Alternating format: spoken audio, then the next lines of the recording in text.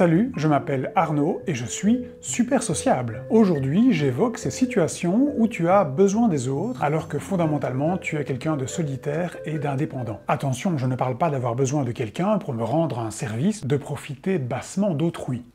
Non, je parle ici des hobbies, des activités qui ne sont réalisables qu'avec la présence et l'implication de quelqu'un d'autre. Et quand tu as pour habitude de mener ta vie en solitaire, tu as bien sûr moins d'occasions de rencontrer des personnes avec qui partager tes activités. Mais ce n'est pas tout, ça limite aussi tes chances de trouver la personne adéquate, ton parfait binôme. Et trouver la personne adéquate, c'est quand même mieux. J'ai connu dans ma vie jusqu'ici plusieurs activités me procurant beaucoup de plaisir. La danse, la photo, la vidéo principalement. Plus jeune, j'ai aussi joué au tennis et pratiqué l'aïkido par exemple. Concernant la vidéo, j'ai trouvé un moyen de m'exprimer sans dépendre de quiconque. C'est ce que je suis en train de faire devant vous. Toutes les étapes de fabrication de la vidéo sont réalisables seules. D'abord le scénario, j'écris ce que je vais vous raconter. Ensuite le tournage, une caméra, quelques lumières et le tour est joué. Le montage enfin pour retirer les bafouilles et mettre du rythme. C'est du boulot mine de rien, mais c'est faisable tout seul. Pour la photo, c'est plus compliqué, j'ai tout de suite compris que c'était les gens qui m'intéressaient. Les paysages, moins.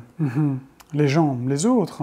Et quand tu aimes faire des portraits par exemple, tu as besoin d'un modèle. Pas si évident d'en trouver un quand tu mènes ta vie en solitaire. Pendant quelques années, j'ai pratiqué l'aïkido, qui est un des seuls arts martiaux où tu as besoin de la complicité de l'autre pour réaliser les différentes clés de bras et les projections.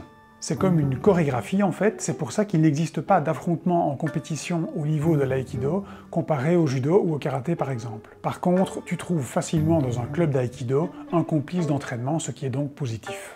Mais c'est troublant comme souvent j'ai l'art de me tourner vers des activités où je dépends de l'autre pour faire ce que j'aime faire. Les autres. Poursuivez. Je pense que la danse, enfin, est l'activité qui me définit le plus car j'ai dansé toute ma vie. Un peu n'importe comment quand j'étais enfant, puis j'ai commencé à suivre des cours et j'ai même évolué comme danseur hip-hop semi-professionnel dans les années 2000. Aujourd'hui, je pratique surtout la kizomba. Et devine quoi? C'est une danse en couple. T'as compris?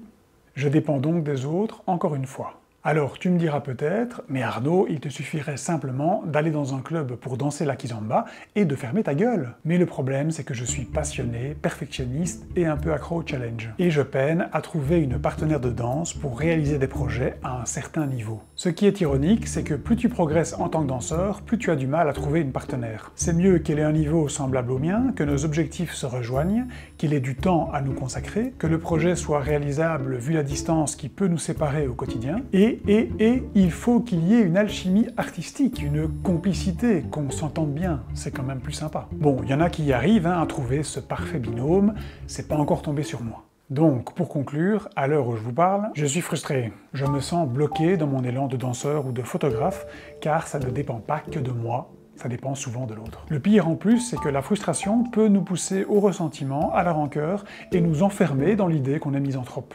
Et toi, est-ce que tu vis des expériences similaires? N'hésite pas à partager ça en commentaire. Et n'oublie pas de t'abonner si, comme moi, tu es super sociable. Merci beaucoup d'avoir regardé cette vidéo jusqu'au bout et à bientôt.